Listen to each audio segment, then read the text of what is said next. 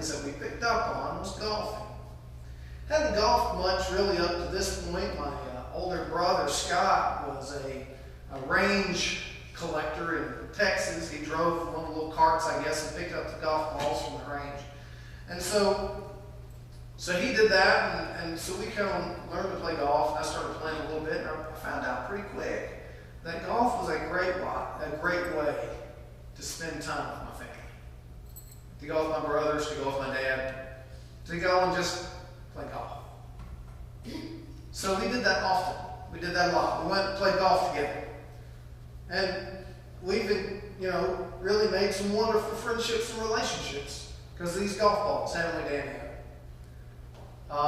Little things like this really forged some relationships and some friendships in my life. One of the times I'll never forget, it was the ice golfing day. It was cold. It's spring. It's kind of like the spring we have this year. And it was supposed to get kind of warm, like maybe 45 or something. So Scott and I decided we're going to go golfing. What we didn't stop to think about is half of the golf course over at Steel Creek is in the shade, back behind the trees. So about 2 holes into this golf course, we encountered snow. And we decided that we weren't going to let it stop us. If the professionals could play this time of year, so could we. Of course, the professionals were playing in like Hawaii or someplace like that, but we just decided we were going to play anyway. So we went, we played. And it was one of the most enjoyable, foolish things I've ever done in my life. We froze, we liked to kill ourselves, slipping and sliding all over the place. We had a blast. Won't ever forget it. One of the other moments that I'll never forget with my older brother is when we were in Texas.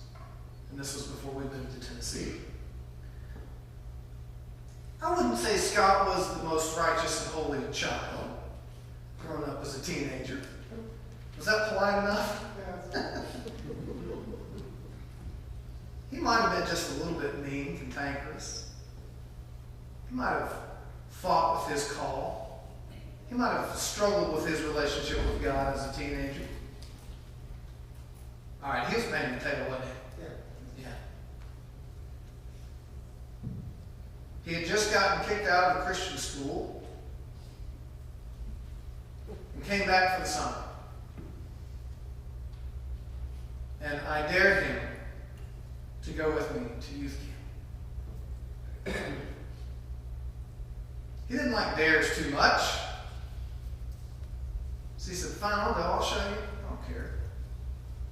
I'll go, I'll come back, it ain't gonna matter to me. So we went. And he was just as big a pain in the butt that entire weekend at youth camp as he was before. The last night, big service, and we were having something that we called a prayer tunnel, where we took different counselors and leaders, and they all got on both sides of the aisle and joined hands over above them, and they prayed for kids and for people as they walked through the tunnel. I wanted to be through that tunnel so bad. I ran, jumped, ran, whatever I had to do to get through that tunnel. And I got down to the altar and I just cried and I prayed for my brother. And I thought, Lord, if it's not today, if it's not this week, just sometime, please, just sometime. And I looked up and saw him walking through the tunnel with tears just rolling down his face.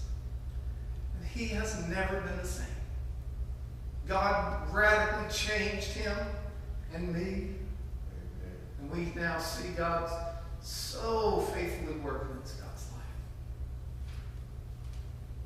Those funny moments happen.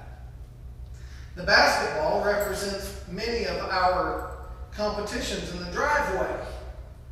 And, we were brothers, so we never fought. We never threw the basketball at each other's heads or anything.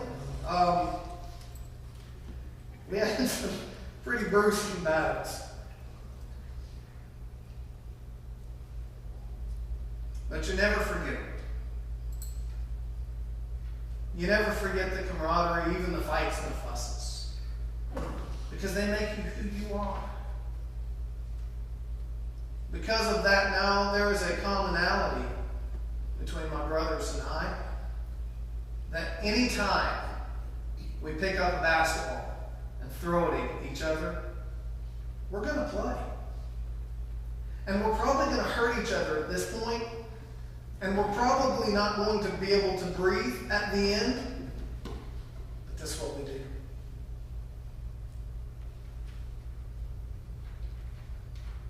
Chris and I still pick this up sometimes. We usually hurt each other.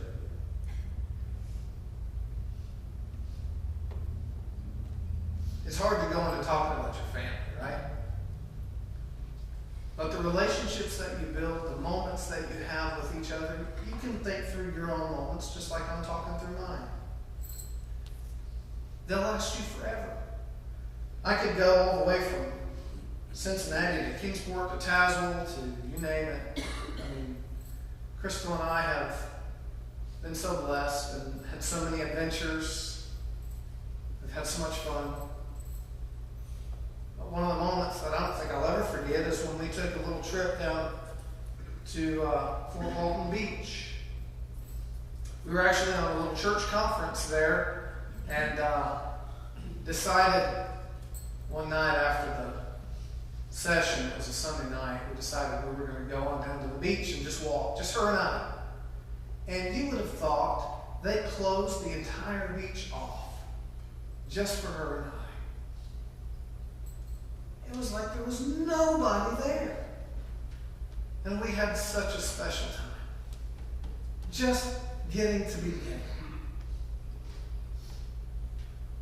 And that moment of bonding and building that relationship between her and I was strengthened even more that next morning as September 11th affected all of us. We had two little boys, both of them far, far away, and we just wanted to be close to them. That was a hard day. So there's so many moments that you can reflect on and think about and remember. That's one for me I'll never forget.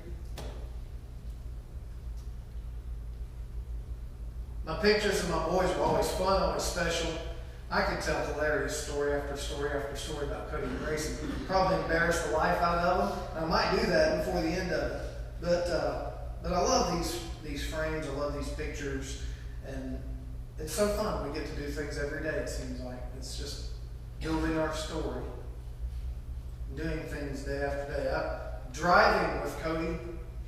I don't even need to explain that one. That was fun. I love this frame here. This is one of my favorite ones.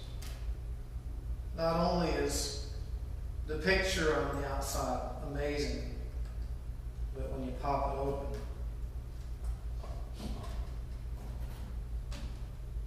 if I can get to it quick enough. You don't mind to wait a second, do you? I'll just take 3 or 4 out here. Try to do just about this one. We get to go back in time a little bit. See some of the younger pictures of G-Man. Even as he grows right before our eyes, we still can go back a little bit. Check out some of the pictures. Wasn't he photogenic? I mean, look at that.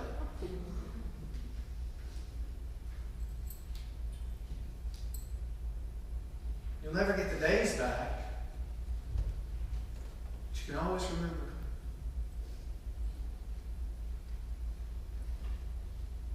Which leads me to the box.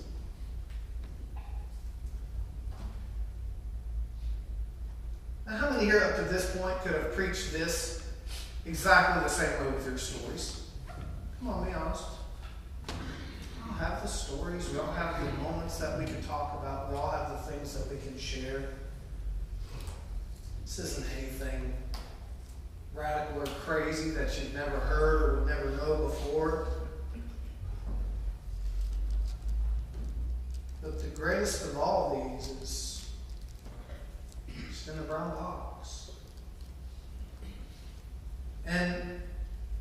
we have to sometimes evaluate as Christians what our relationship really is with Jesus. What is our relationship with the Lord? I mean, could you in your life take mementos like this, but have them all be things that God did for you? And could you lay them out one by one and talk about them to your friends? I could go back to our time in Cincinnati when Crystal and I had just moved there. We'd been transferred for work. And man, we struggled. It was tough. I ended up having to quit work because they were killing me. I was working between 90 and 100 hours a week, sleeping in the office half the nights, restaurant management.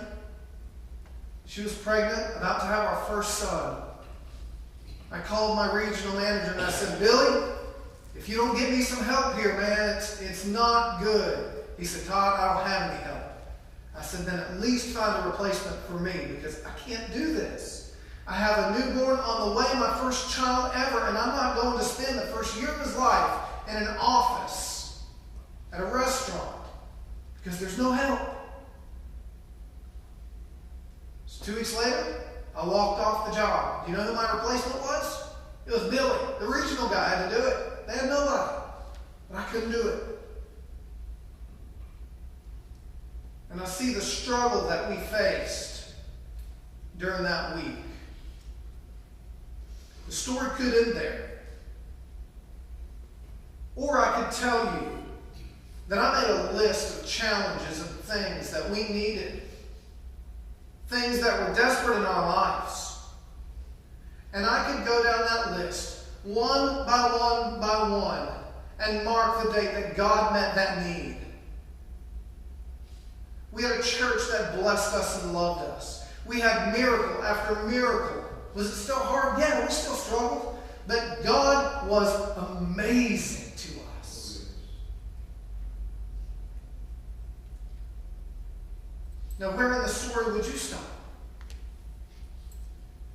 Would you continue to tell people about what God did for you in that moment? I could go on and on about that. There's so many times in my life that God was amazing. How many times in your life has God been amazing? Does anybody know about those moments in your life?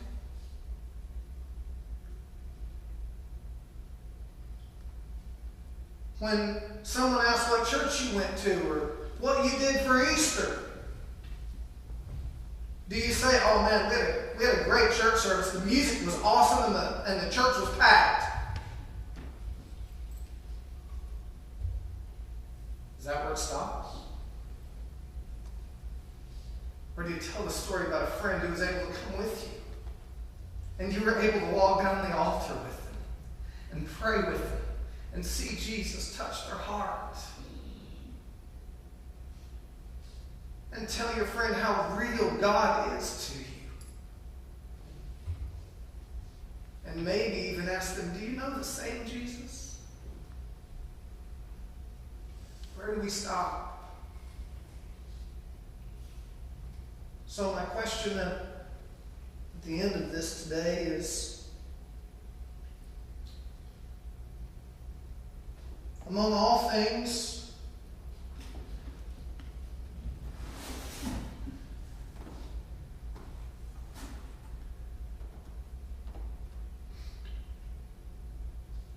do you leave it in the box?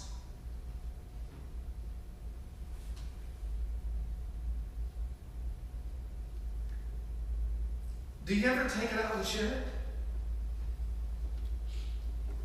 Is this as important to you as this and as this?